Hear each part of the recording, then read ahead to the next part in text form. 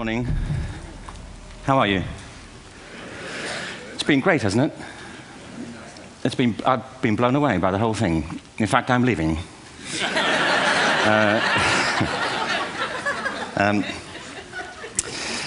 There have been three themes, haven't there, running through the conference, which are relevant to what I want to talk about. One is the extraordinary evidence of human creativity in all of the presentations that we've had and in all the people here.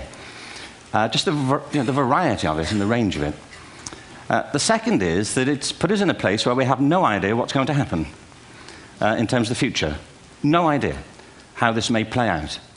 I have an interest in education. Actually, what I find is everybody has an interest in education. Don't you? I find this very interesting. If you're at a dinner party and you say you work in education, actually, you're not often at dinner parties, frankly, if you work in education. You're not asked, and you're never asked back, curiously. That's I think it strikes me. But if you are, and you say to somebody, they say, what do you do? And you say, you work in education, you can see the blood run from their face. They think, oh my God, why me? It's my one night out all week. But if you ask people about their education, they pin you to the wall. Because it's one of those things that goes deep with people. Am I right? Like religion and money and other things. So I have a big interest in education, and I think we all do. We have a huge vested interest in it, partly because it's education that's meant to take us into this future that we can't grasp. If you think of it, children starting school this year will be retiring in 2065. Nobody has a clue, despite all the expertise that's been on parade for the past 4 days, what the world will look like in 5 years' time. And yet we're meant to be educating them for it. So the unpredictability, I think, is extraordinary. And the third part of this is that we've all agreed, nonetheless, on the really extraordinary capacities that children have, their capacities for innovation. I mean, Serena last night was a marvel, wasn't she? Just seeing what she could do. And she's exceptional, but I think she's not, so to speak, exceptional in the whole of childhood. What you have there is a person of extraordinary dedication who found a talent. And my contention is all kids have tremendous talents, and we squander them pretty ruthlessly. So I want to talk about education, and I want to talk about creativity. My contention is that creativity now is as important in education as literacy, and we should treat it with the same status. Thank you.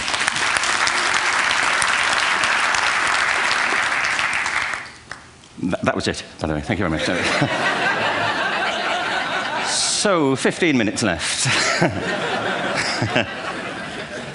Well, I was born... No, I had a great story recently, I love telling it, of a little girl who was in a drawing lesson. She was 6, and she was at the back drawing, and the teacher said this little girl hardly ever paid attention. And in this drawing lesson, she did. And the teacher was fascinated. She went over to her and she said, "What are you drawing?" And the girl said, "I'm drawing a picture of God." And the teacher said, "But nobody knows what God looks like." And the girl said, "They will in a minute."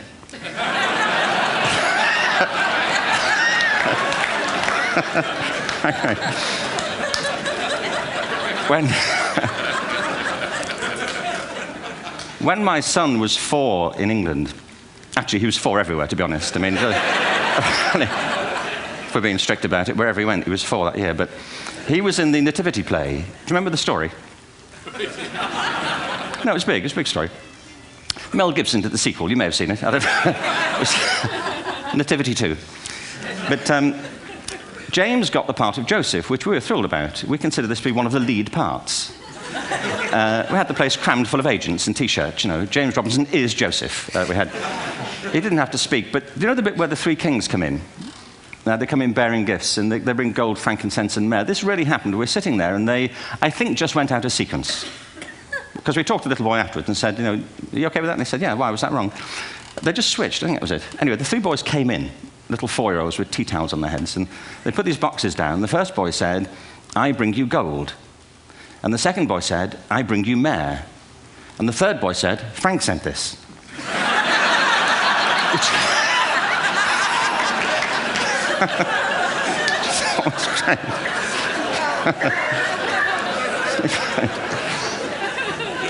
What these things have in common, you see, is that kids will take a chance. You know, if they don't know, they'll have a go. Am I right? They're not frightened of being wrong. Now, I don't mean to say that being wrong is the same thing as being creative.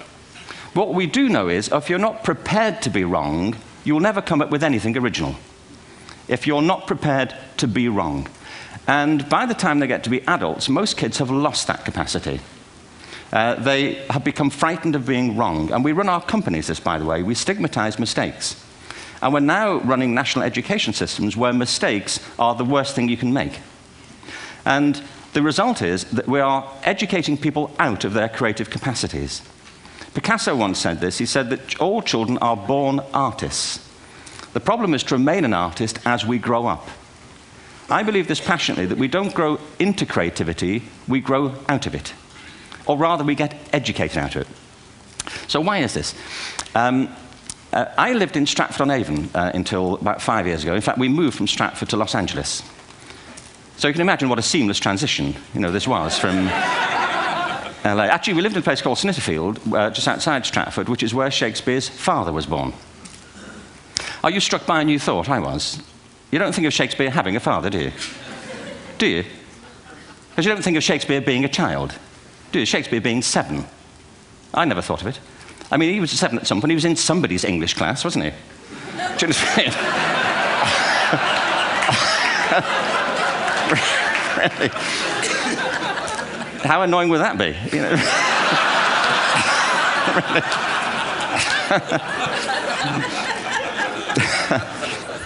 Must try harder.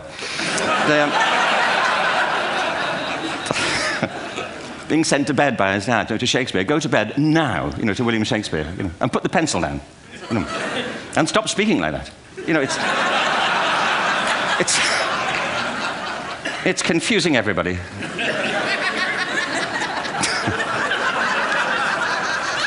Anyway, we moved from Stratford to Los Angeles, and I just want to say a word about the transition. Actually, my son didn't want to come. I've got 2 kids. He's 21 now, and my daughter's 16. He didn't want to come to Los Angeles. He loved it, but he had a girlfriend in England. This was the love of his life, Sarah. He'd known her for a month. Mind you, they'd had their 4th anniversary by then, because it's a long time when you're 16. Anyway, he was really upset on the plane. He said, "I'll never find another girl like Sarah." And we were rather pleased about that, frankly, because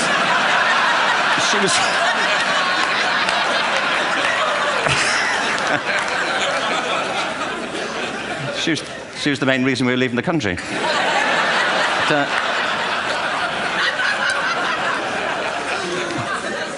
But something strikes you when you move to America and when you travel around the world. Every education system on Earth has the same hierarchy of subjects. Everyone, doesn't matter where you go. You'd think it would be otherwise, but it isn't. At the top are mathematics and languages, then the humanities, and at the bottom are the arts, everywhere on Earth. And in pretty much every system, too, there's a hierarchy within the arts. Art and music are normally given a higher status in schools than drama and dance. There isn't an education system on the planet that teaches dance every day to children the way we teach them mathematics. Why? Why not? I think this is rather important. I think maths is very important, but so is dance. Children dance all the time if they're allowed to. We all do. We all have bodies, don't we? Did I miss a meeting? I mean, I think...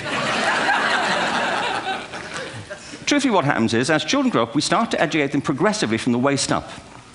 And then we focus on their heads, and slightly to one side. If you were to visit education as an alien and say, what's it for, public education, I think you'd have to conclude, if you look at the output, who really succeeds by this, who does everything they should, who gets all the brownie points, who are the winners?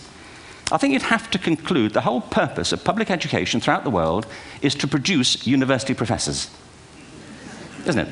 They're the people who come out the top. And now, I used to be one, so there,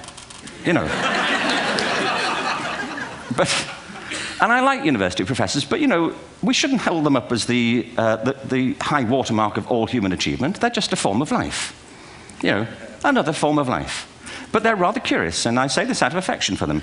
There's something curious about professors. In my experience, not all of them, but typically, they live in their heads. They live up there, and slightly to one side. They're disembodied, in a kind of literal way. They look upon their body as a form of transport for their heads. It's... Don't they? It's a way of getting their head to meetings.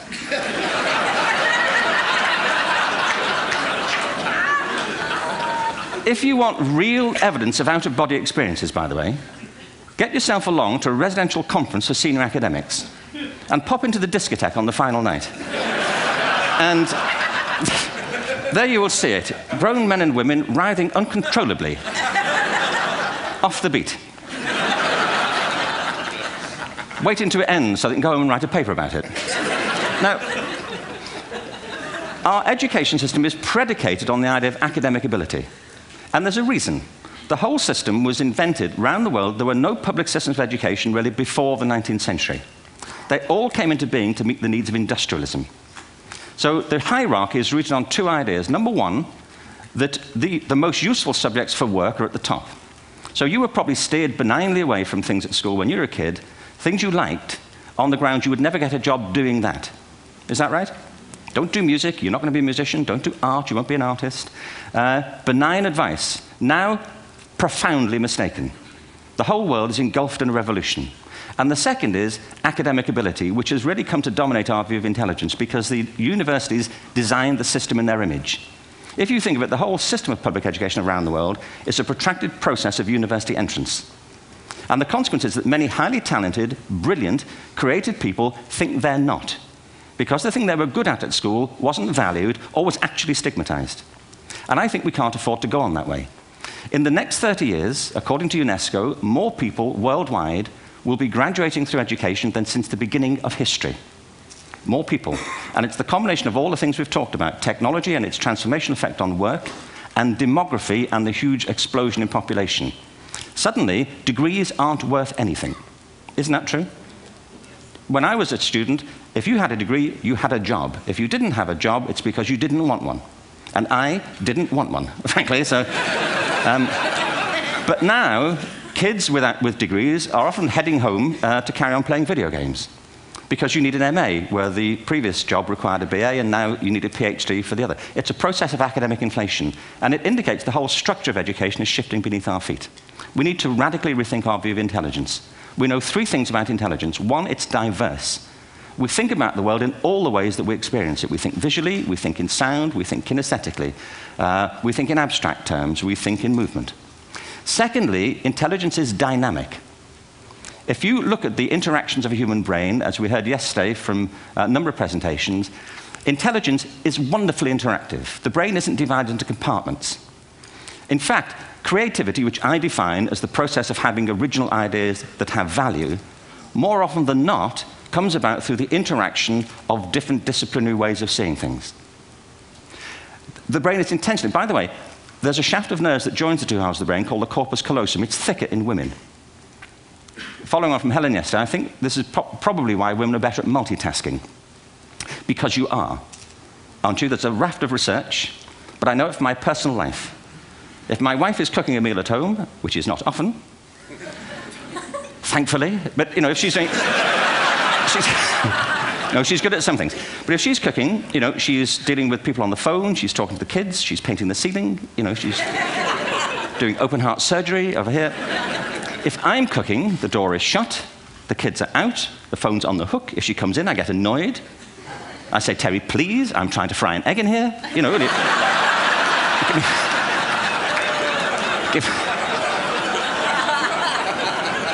Give me a break.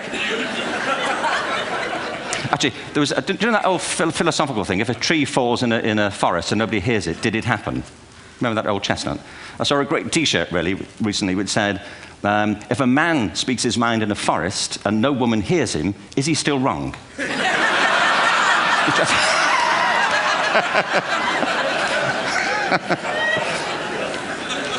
And the third thing about intelligence is it's distinct. I'm doing a new book at the moment called Epiphany, which is based on a series of interviews with people about how they discovered their talent. I'm fascinated by how people got to be there. It's really prompted by a conversation I had with a wonderful woman who most people have never heard of. She's called Gillian Lynn. Have you heard of her? Some have. She's a choreographer, and everybody knows her work. She did Cats. and Phantom of the Opera. She's wonderful. I used to be on the board of the Royal Ballet in England, as you can see. And anyway, Jill and I had lunch one day. I said, how'd you get to be a dancer? And she said it was interesting. When she was at school, she was really hopeless. And the school in the 30s wrote to her parents and said, we think Gillian has a learning disorder. She couldn't concentrate, she was fidgeting. I think now they'd say she had ADHD. Wouldn't you?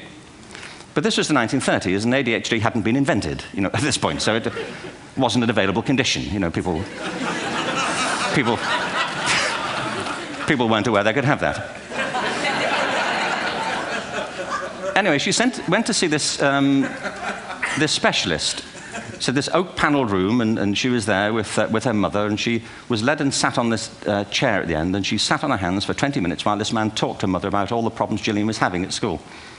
And at the end of it, because she was disturbing people, her homework was always late and so on, little kid of 8, in the end, the doctor went and sat next to Gillian and said, Gillian, I've listened to all these things that your mother's told me. I need to speak to her privately. So he said, wait here, we'll be back. We won't be very long. And they went and left her. But as they went out the room, he turned on the radio that was sitting on his desk. And when they got out the room, he said to her mother, just stand and watch her. And the minute they left the room, she said she was on her feet, moving to the music. And they watched for a few minutes, and he turned to her mother, and he said, Mrs. Lynn, Gillian isn't sick. She's a dancer. Take her to a dance school. I said, what happened? He said, she did. I can't tell you how wonderful it was. We walked in this room, and it was full of people like me. People who couldn't sit still. People who had to move to think. Who had to move to think. They did ballet, they did tap, they did jazz, they did modern, they did contemporary. She was eventually auditioned for the Royal Ballet School. She became a soloist. She had a wonderful career at the Royal Ballet. She eventually graduated from the Royal Ballet School, found her own company, the Gillian Dance Company, met Andrew Lloyd Webber. She's been responsible for some of the most successful musical theatre productions in history. She's given pleasure to millions, and she's a multi-millionaire. Somebody else might have put her on medication and told her to calm down. Now, I think...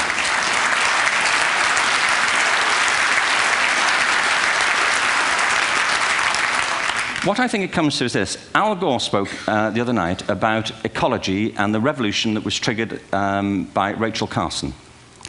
I believe our only hope for the future is to adopt a new conception of human ecology, one in which we start to reconstitute our conception of the richness of human capacity. Our education system has mined our minds in the way that we've strip-mined the earth for a particular commodity, and for the future, it won't serve us.